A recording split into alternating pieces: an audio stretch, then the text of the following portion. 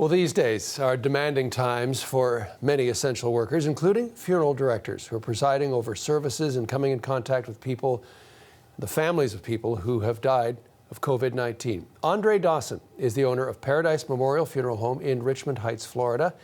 If his name sounds familiar, it's because Dawson is a baseball Hall of Fame legend, nicknamed the Hawk and Awesome Dawson. He played on a number of teams, including the Montreal Expos in the 70s. He joins us from Miami. Mr. Dawson, I want to thank you for joining us. Many would be surprised at your career change, especially when, as I understand it, you, growing up, were afraid of death. What can you tell us about that? Yeah, it's a career change in all aspects of it. I never could have envisioned being in this business, in particular being an owner. I was an investor in a funeral home that my brother currently runs about 20 years or so ago, and this particular business fell into my lap as a result of guaranteeing a mortgage on it.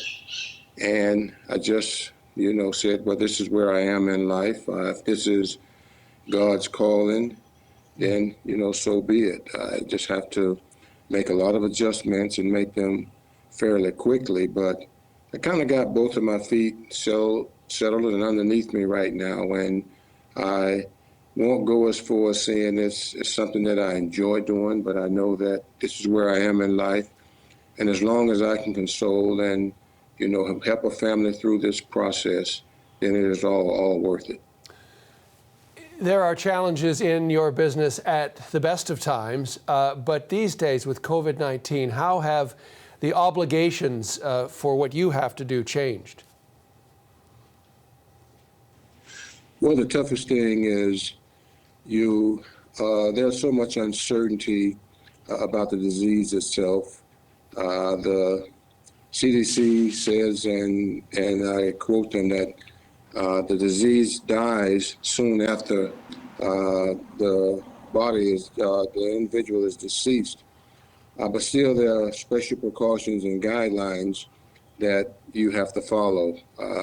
And for embalming purposes, you got to sanitize the body. You got to wear protective gear and garment, face masks, shields. You got a glove. We directly double glove as a magnified precaution.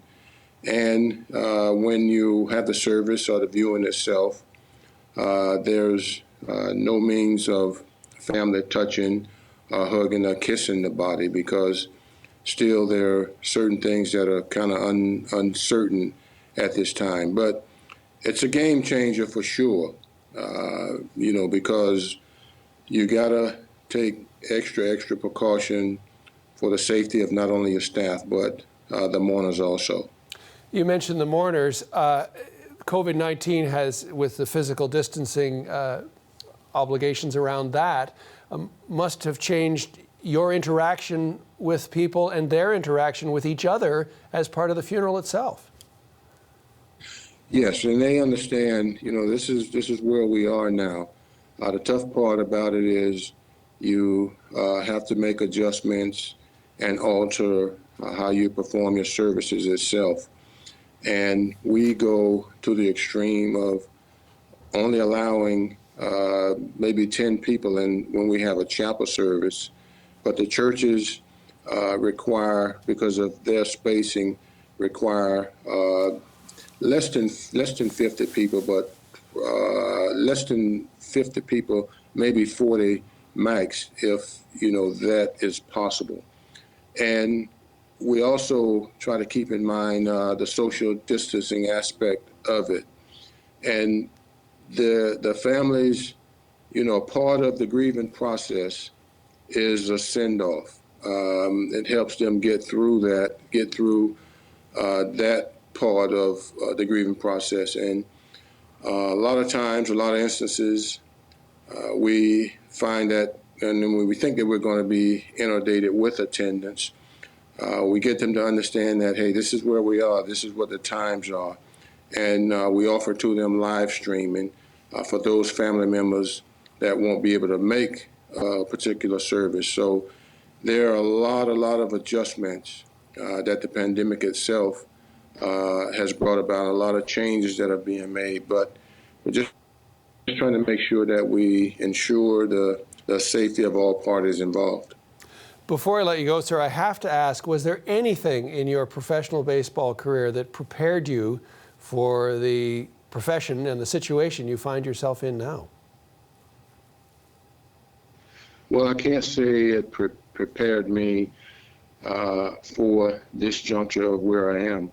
You know, when you're playing the game that you love so much and you are out and you hear the crowd roar, the cheers, this is a far cry from that.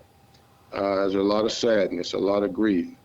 And one thing I will say is that the game did humble me and made me aware of how to interact and mingle because of the many fans that I would encounter.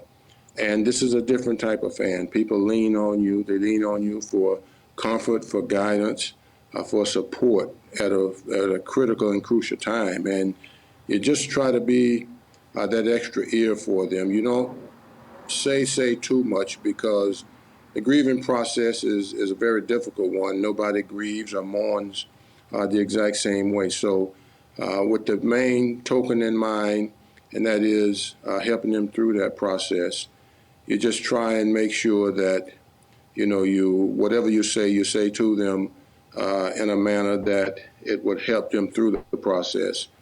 Because again, it's very difficult. Some people never really heal.